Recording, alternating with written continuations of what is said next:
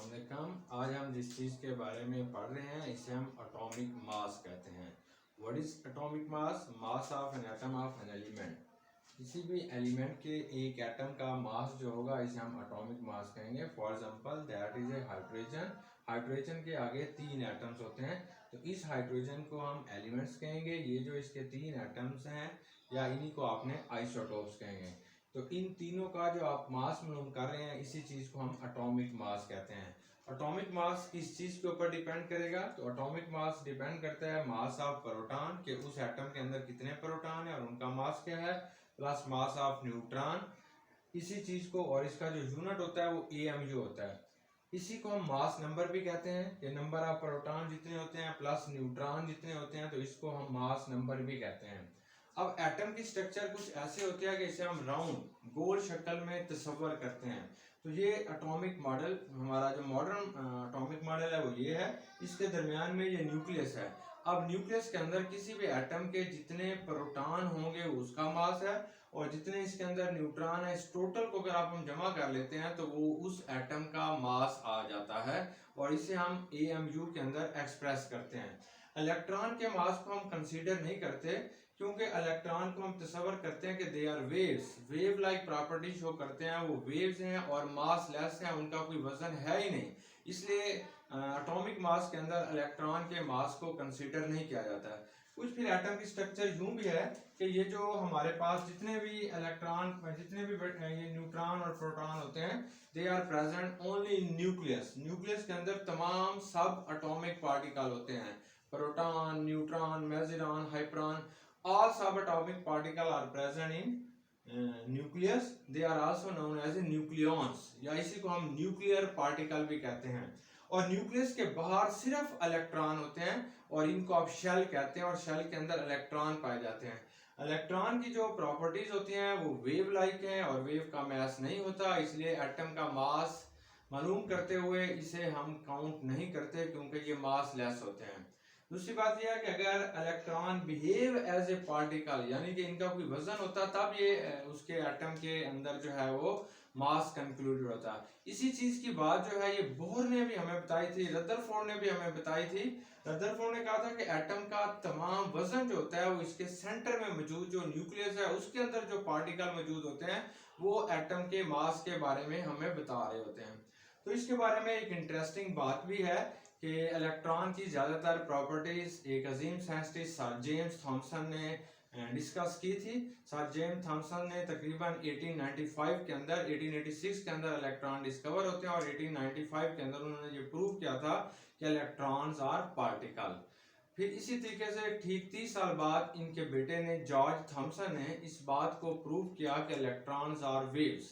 तो दोनों बाप बेटे को नोबेल प्राइज मिला। अब इलेक्ट्रॉन का मास हम क्यों इंक्लूड नहीं करते, तो आप देखिए कि एक जो प्रोटॉन का मास होता है वो 1.0073 एएमयू होगा। एक न्यूट्रॉन का जो मास होता है 1.0087 एएमयू होता है। यानी अगर ये सारी, क्योंकि यहाँ पे 2 जीरो आ रहे हैं, इनको आप निगलेक्ट भी कर दें तो एक प्रोटॉन का मास 1 एएमयू है और एक न्यूट्रॉन का मास भी 1 एएमयू है। लेकिन जो इलेक्ट्रॉन है इसका मास 0.00055 एएमयू है। अगर किसी चीज के अंदर 1000 इलेक्ट्रॉन हो फिर हम उसे इससे मल्टीप्लाई करें तो उसका मास एएमयू बनता है, और हमारे पास टोटल एलिमेंट की जो तादाद है वो तकरीबन 110 है या 109 के करीब है। तो इसलिए इन 100 इलेक्ट्रॉन्स को जब हम ज़रब देते हैं तो ये एक भी नहीं बनता। अगर एक बनता होता फिर भी हम इसके मास को काउंट करते। तो इसलिए हम सिर्फ प्रोटॉन और न्यूट्रॉन के मास को कैलकुलेट करते हैं। जैसे हमारे पास ऑक्सीजन है, इसके अंदर 8 प्रोटॉन होते हैं और 8 ही न्यूट्रॉन होते हैं, तो इसका मास 16 एएमयू होता है। सिमिलरली जो कार्बन है इसके अंदर 6 प्रोटॉन 6 न्यूट्रॉन होते हैं, तो इसका जो मास होता है वो हमारे पास 12 एएमयू हम मानते हैं। हम देखते हैं कि एटॉमिक मास जो है वो 2 तरीकों से हम मेजर करते हैं।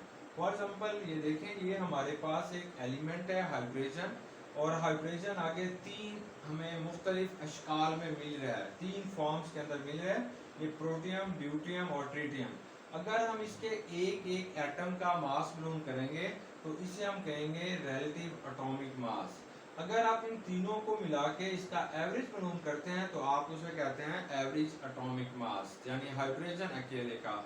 और हमारे पीरियोडिक टेबल के अंदर जो एलिमेंट का मास लिखा हुआ होता है वो एवरेज एटॉमिक मास होता है, वो रिलेटिव एटॉमिक मास नहीं होता। तो रिलेटिव एटॉमिक मास, रिलेटिव का मतलब होता है किसी चीज के साथ कंपैरिजन करके निकालना। तो रिलेटिव एटॉमिक मास के लिए हम कार्बन 12 को एज ए स्टैंडर्ड एलिमेंट इस्तेमाल करते हैं। कार्बन 12 को 1961 में पहली दफा स्टैंडर्ड के तौर पर इस्तेमाल किया गया, पहले इससे पहले हाइड्रोजन को करते रहे। कार्बन 12 को स्टैंडर्ड के लिए क्यों चुना गया? क्योंकि ये मोस्ट अबंडेंट है, ज्यादातर चीजों के अंदर कार्बन 12 मिलता है। और कार्बन 12 जो है ये मोर स्टेबल है, ये दूसरों के साथ रिएक्शन भी बहुत कम करता है, लेस रिएक्टिव है, इसलिए कार्बन 12 के साथ इसे जो है वो हम इस यूज करते हैं या इसके साथ हम कंपैरिजन करते हैं। और व्हाट इज, अब हम रिलेटिव एटॉमिक मास को डिफाइन करते हैं कि रिलेटिव एटॉमिक मास क्या होता है। तो हम इसे यूं डिफाइन करेंगे, किसी भी एलिमेंट के एक एटम का वजन जिसे हम कार्बन 12 से कंपेयर करके निकाल रहे होते हैं उसे हम रिलेटिव एटॉमिक मास कहते हैं। Mass of an atom, mass of an atom of an element as compared to the mass of an atom of carbon 12 is known as a relative atomic mass।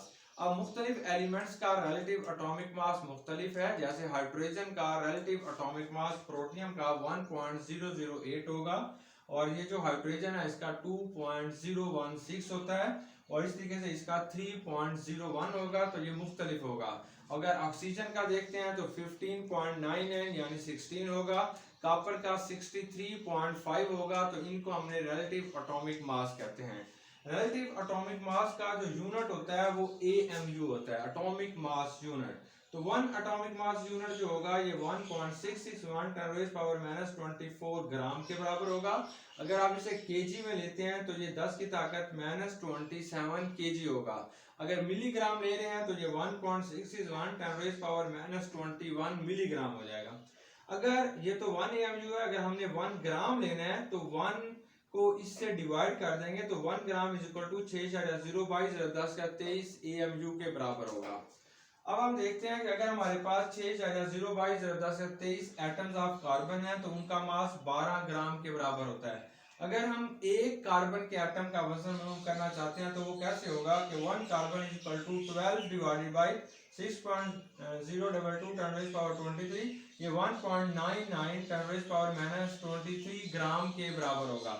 अब हम इसका 1/12 मास देखना चाहते हैं, यानी 1/12वां हिस्सा ले रहे होते हैं, दैट इज कॉल्ड 1 AMU। हम डिफाइन करते हैं AMU क्या होता है, 1 AMU क्या होगा, तो 1/12वां हिस्सा जो हम इसका ले रहे हैं उसे हम 1 AMU कहते हैं। तो ये 1.99 10⁻23 को जब 12 से डिवाइड कर देंगे तो ये हमारे पास AMU आ जाएगा। वेन AMU जो होगा वो -24 जो है वो ग्राम के बराबर आएगा, इसे -24 ग्राम के बराबर आएगा।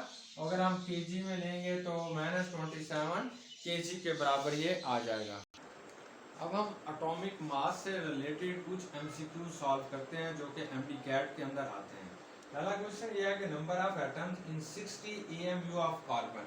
अगर कार्बन के 60 AMU हों तो इसमें कितने एटम्स होते हैं? हम जानते हैं कि कार्बन के अंदर 6 प्रोटॉन है और 6 ही कार्बन के अंदर जो होते हैं वो न्यूट्रॉन होते हैं। तो इस तरीके से एक कार्बन के एटम का जो होगा वो 12 AMU के बराबर होगा। अगर हमें 60 AMU दिए जाएं तो ये 5 एटम्स बनेंगे।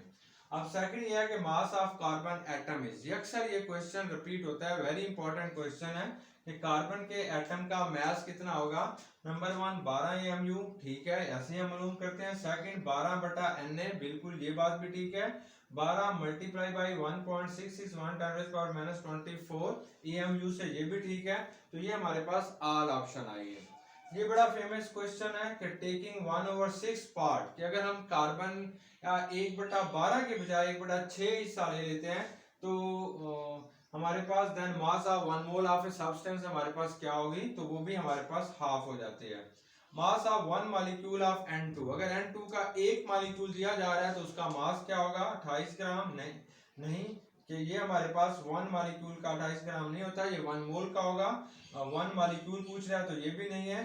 सी ऑप्शन के हमने एवोगाड्रोस नंबर से इसे डिवाइड कर देते हैं तो ये हमारे पास N2 का एक मॉलिक्यूल का मास आएगा। तो ये सी ऑप्शन जो है ये हमारे पास ठीक है। अब हम एवरेज एटॉमिक मास को कैलकुलेट करना चाहते हैं कि एवरेज एटॉमिक मास क्या होगा। The average masses of all isotopes of an element, किसी भी एलिमेंट के जो तमाम आइसोटोप्स का मासेस का जो एवरेज हम ले लेंगे तो वो इसका मास बनेगा। इसे आपने एवरेज एटॉमिक मास कहते हैं। एवरेज एटॉमिक मास को कैलकुलेट करने के लिए हमारे पास दो डाटा होना चाहिए। Number one, number of possible isotopes के, एक एलिमेंट के जितने आइसोटोप्स हैं वो हमें पता होना चाहिए। नंबर टू, उनकी relative abundance of each isotopes के, हर आइसोटोप्स की relative abundance and mass number.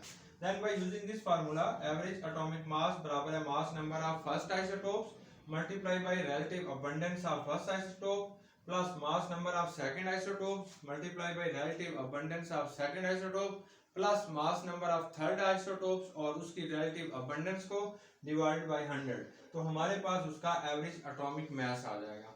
For example ये हमारे पास एक सैंपल है नियान का। नियान के 3 आइसोटोप्स हैं। नियान के पहले आइसोटोप का मास नंबर 20 है और इसकी रिलेटिव अबंडेंस 90.92% है।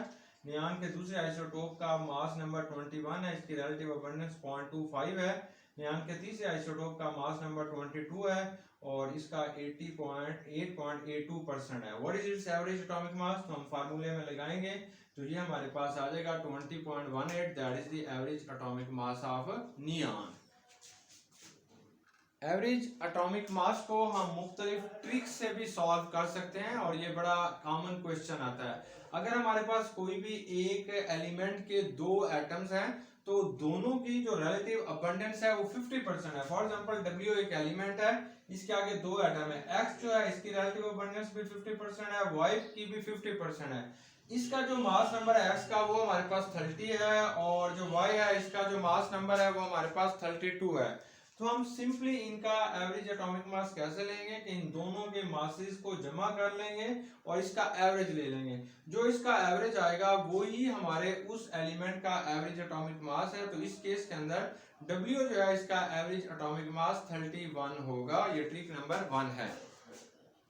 अगर हमें कभी क्वेश्चन दिया जाता है कि एवरेज एटॉमिक मास मालूम करें तो एक एलिमेंट है, इसके आगे 2 या 3 एटम्स हैं और 2 या 3 एटम्स की जो रिलेटिव अबंडेंस है वो मुख्तलिफ है। तो फॉर एग्जांपल जैसे क्लोरीन है तो इसका पहला आइसोटोप्स का मास नंबर 35 है, दूसरे का मास नंबर 37 है। पहले की जो रिलेटिव अबंडेंस है 75% है और दूसरे की जो रिलेटिव अबंडेंस है वो 25% है। अब इसका क्वेश्चन ये है कि इस क्लोरीन का, इस एलिमेंट का एवरेज एटॉमिक मास क्या होगा। तो हमने सिंपली इन दोनों के मास नंबर का पहले एवरेज ले लेना है। तो ये हमारे पास 36 आ जाएगा। फिर इन दोनों आइसोटोप्स में जो मोस्ट अबंडेंट आइसोटोप होगा उसको हमने देखना है, उसके मास नंबर में और हमारा जो आंसर निकला हुआ है मास नंबर के दरमियान में जो नंबर आ रहा होगा वो हमारे इस एलिमेंट का एवरेज एटॉमिक मास होगा। अब देखें 35 और 36 के दरमियान में इन ऑप्शंस के अंदर 35.5 आ रहा है। तो that is the average atomic mass of that chlorine. उम्मीद है कि आपको ये बात अच्छे तरीके से समझ आ गई होगी। वस्सलाम।